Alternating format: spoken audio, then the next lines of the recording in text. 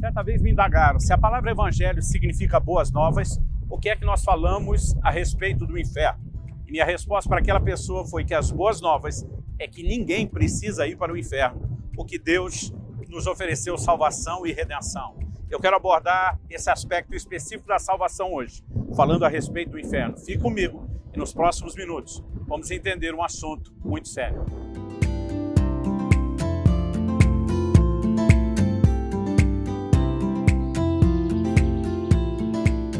Estou hoje na Praia do Pina, em Recife, passando para trazer mais uma palavra ao seu coração. Em Oséias, no capítulo 13, no versículo 14, Deus diz: Eu os remirei do poder do inferno e os resgatarei da morte. Onde estão a morte e as suas pragas? Onde está o inferno, a sua destruição? Centenas de anos antes da vinda de Jesus Cristo, Deus já estava anunciando aquilo que havia sido planejado desde a fundação do mundo. Jesus é apresentado como o Cordeiro conhecido antes da fundação do mundo, antes do homem ser criado, antes do homem pecar, antes do homem selar sua condenação eterna por meio do pecado. Deus já tinha uma solução. No entanto, quando falamos a respeito de salvação, não há o menor sentido em anunciar uma salvação da parte de Deus se não existir um inferno. Muitos pregadores modernos estão tentando negar a existência do inferno. São chamados de universalistas, dizem que no fim todos serão salvos, que não haverá perdição para ninguém. E a verdade é que se não há o risco de perdição, não há necessidade de salvação. Alguns deles até tentam dizer que a salvação é para todos de forma indiscriminada. Nós vamos perceber no ensino de Jesus, que foi quem mais falou a respeito do inferno na Bíblia, que as coisas são um pouco diferentes. A Igreja Romana, por muitos séculos, falou a respeito do purgatório, algo que não existe na Bíblia, mas nunca se deu ao luxo de negar a existência do inferno. Esse é um assunto bíblico do qual nós não podemos nos desviar. Me lembro de uma ocasião, quando ainda era adolescente, andando nas ruas de Campinas, no estado de São Paulo, onde morava, e havia uma pessoa entregando panfletos evangelísticos. Eu, sem saber do que se tratava, peguei um deles e fiquei chocado com a pergunta da capa, de um folhetinho de 4 páginas. A pergunta era: o que fazer para ir ao inferno? E eu fiquei pensando, quem será que quer saber o que precisa fazer para ir para lá? Mas curioso, abri. E quando eu olhei as páginas de dentro, elas estavam em branco. Eu achei que era algum erro de impressão e fui direto olhar na última página, porque eu conseguia ver sinais de impressão. E na última página estava a resposta da pergunta da primeira página. Dizia: nada, você já está indo para lá. E aquele panfleto explicava que o homem já nasce com uma natureza pecaminosa e por isso está sentenciado à condenação. O problema não é apenas aquilo que fazemos, é o que somos. Mas a boa notícia é que, embora o homem já nasça sentenciado ao inferno, ele não precisa ir para lá. E é essas coisas que precisam ser consideradas. Estamos vivendo uma geração que evita tocar no assunto do inferno. John Stott, um teólogo renomado do nosso tempo, diz: nós barateamos o evangelho quando o retratamos apenas como algo que nos liberta da tristeza, do medo, da culpa e de outras necessidades pessoais, ao invés de apresentá-lo como uma força que nos liberta da ira vindoura. Como eu disse, Jesus falou a respeito de um caminho que conduz à vida e de um caminho que conduz à perdição. O ensino da palavra de Deus é muito claro. Em Mateus 23, 33, Jesus confronta os religiosos da sua época perguntando, como escapareis da condenação do inferno? Então ele tanto ratifica que há uma condenação do inferno, como também aborda a ideia de que é possível escapar, mas mostra também que com a conduta que eles adotaram, eles não conseguiriam escapar. Então nós sabemos que existe o inferno, existe escape, e isso não depende só de um plano oferecido por Deus, depende da interação do homem. Vamos considerar algumas coisas. Em primeiro lugar, se o que Jesus falou a respeito do inferno não for verdade, o que é que consideraríamos verdade o restante dos seus ensinos? Porque há muita gente se dizendo seguidor de Cristo, simpatizante de Cristo, mas que não quer levar em consideração o que ele falou a respeito do inferno. Por exemplo, em Mateus, no capítulo 10, no verso 28, Jesus diz: não temam os que matam o corpo, mas não podem matar a alma. Pelo contrário, temam aquele que pode fazer perecer no inferno tanto a alma como o corpo.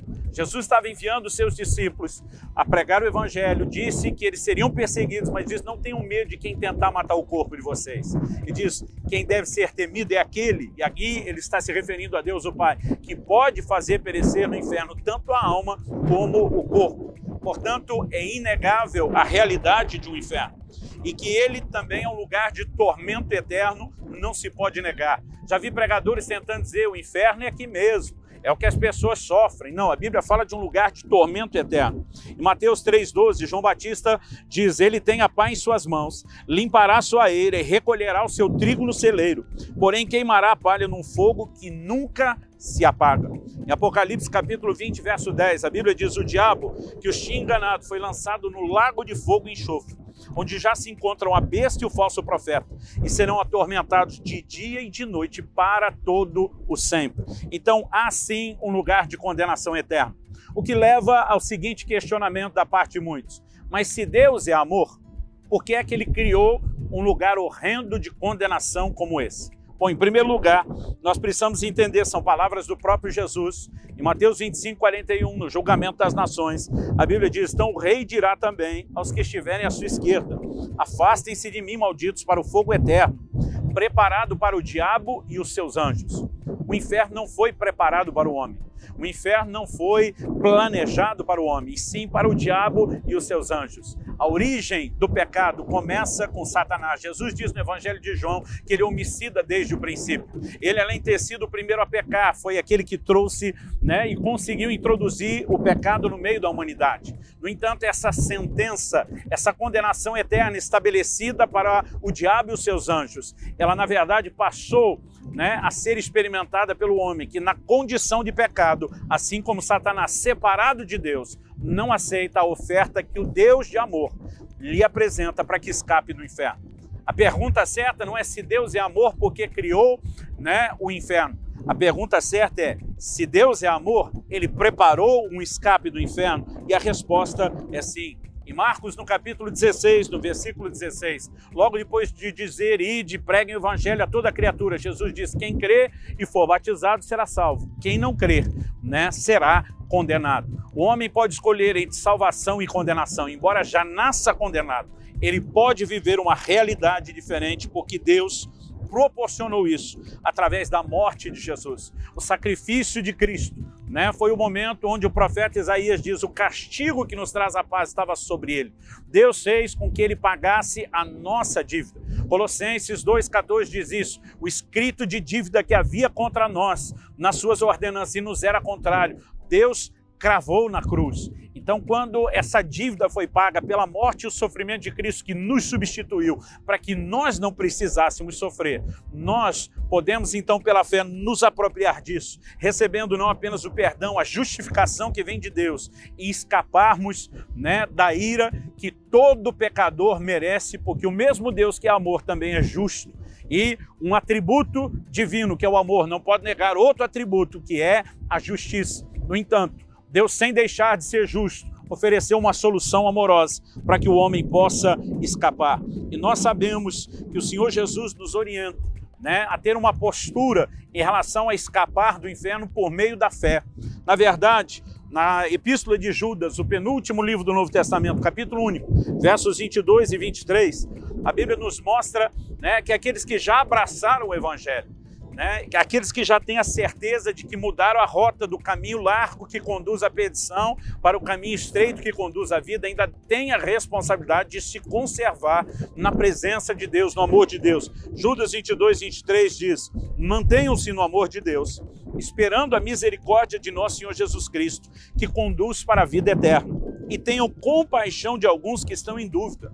Salvem outros, arrebatando-os do fogo. Isso nos leva a entender que os que estão na dúvida, aqueles que não estão na fé, os que estão na incredulidade, eles estão sentenciados. Mas o tempo todo Deus está dizendo aos que já foram alcançados: não apenas celebrem a sua própria salvação, compartilhem a salvação com outros. É lógico que nós devemos celebrar a redenção, mas temos a responsabilidade também de compartilhá-la.